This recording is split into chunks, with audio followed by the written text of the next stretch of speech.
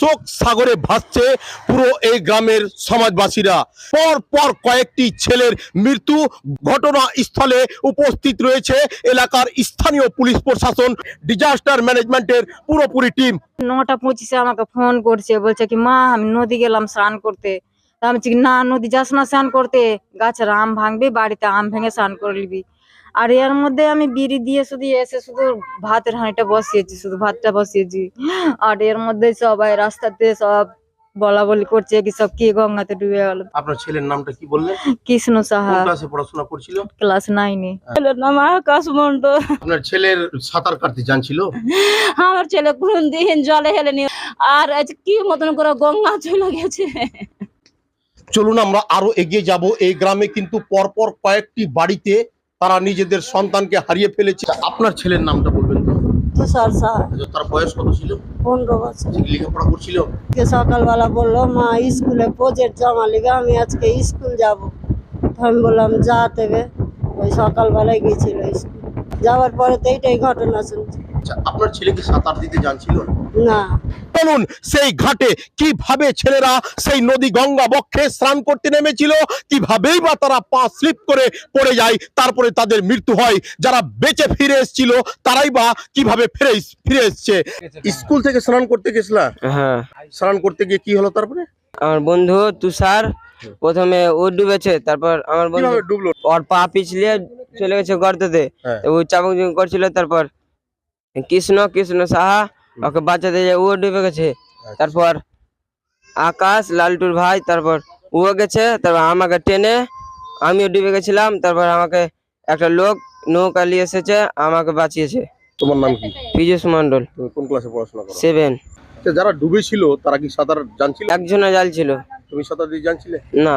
তুমি সাঁতার দিতে জানো না, আবার গঙ্গা নদী বক্ষে গিয়ে মানে স্নান করার একটা ব্যাপার কি মানে মনের মধ্যে হলো? এমনি গিয়েছিলাম এমনি চলে স্নান গেছিলাম? করতে। আচ্ছা, ভুল করেছো তো। এরপরে কি আর যাবা না? দিয়ে 8 জন গঙ্গাতে আসা হলো, 8 জন আসলো, দিয়ে এরা 5 জন 7 জন গঙ্গাতে নামলো। আকাশ ডুবে যায়, ডুবে যাওয়ার পরে আর একজন ওকে বাঁচাতে যায়, দিয়ে ও ডুবে যায়। তারপরে আর একজনকে বাঁচাতে যায়, একটা বন্ধু ও ডুবে যায়, 3 জন ডুবে যায়। তারপরে এ ডুবে, তো একে আর একটা বন্ধুকে উঠানো হয়েছে। সবার বাড়ি কোথায়? সবার বাড়ি হচ্ছে 17 মাইল। সবার বয়স মোটামুটি সবার বয়স সব 15 থেকে 17 মধ্যে। আচ্ছা, সবাই 7 থেকে 9 এর মধ্যে ক্লাস পড়াশোনা করে। এখনো পর্যন্ত যা খবর 3 জনের মৃত্যু, বাকি 5 জন কিন্তু এখন সুস্থ রয়েছে। সুস্থ রয়েছে। হ্যাঁ। আপনার নাম? আমার নাম রাজা দীপঙ্কর আপনার সাহা, বাড়ি? 17 মাইল। Thank you. চলুন দর্শক মণ্ডলী, এবারে আমরা আপনাদেরকে নিয়ে যাওয়ার চেষ্টা করছি সেই স্পটে। সেখানেও একটু পাড়তাল করে গ্রাউন্ড রিপোর্ট তৈরি করার চেষ্টা করব যে কোন জায়গায় তারা নেমেছিল, কিভাবে মৃত্যু হলো, যারা বেঁচে ছিল তারাই বা কিভাবে বাঁচলো। এই যে মালদহ জেলার বীরনগর গঙ্গা নদী ঘাট থেকে শুরু করে মালদহ জেলারই মানিকচাক ঘাট পর্যন্ত কয়েকটা ঘাট রয়েছে। কয়েকদিন পর পর কালিয়াচক ব্রেকিং নিউজ চ্যানেলের সেই ইনবক্সে মেসেজ করে বলা হয় যে কোনো না কোনো ঘাটেই তাদের মৃত্যু হয়েছে। এই ঘাটেই আজ সকাল 10টার নগদ, 9:30 নগদ এই এলাকার তথা 17 মাইলের 8 জন কিশোর তারা স্নান করতে এসেছিল। ডেলি আসি না, আজকে এসেছিলাম, মানে যাকে বাঁচিয়েছি ওর কপাল। একজন ডুবছে এই জায়গাটাতেই? হ্যাঁ, এই জায়গাটাতে। মানে কোন রকম গেলাম, দিয়ে ওকে ধাক্কা মারতে মারতে নিয়ে আসলাম। ওই বাবুটাই বলছে, ওই ভাইটাই বলছে যে দাদা আমি তো সাঁতার জানি না, ওরাও জানে না। এবার আমার ক্ষমতা নেই, একজনকে বাঁচাতে বাঁচাতে আমার ক্ষমতা শেষ প্রায়। আমি উঠলাম, আমি উঠে দিয়ে ডাকলাম, সবাই ধরতে ধরতে আসলো, একজনকে উঠানো হলো, বাস 2 জন। আমার চোখের সামনে আরো 3 জন ডুবছে, আমার ক্ষমতা নেই যে আমি বাঁচাবো। 3 জনকে এখনো খুঁজে পাওয়া যায়। এখন 3 জনকে আরো, তারা এখনো তলিয়ে রয়েছে। মৃত্যু হয়েই গেছে বলবো, কারণ কয়েক ঘন্টা হয়ে গেল। ও তখনই তো পাওয়া যেত না। রাইট।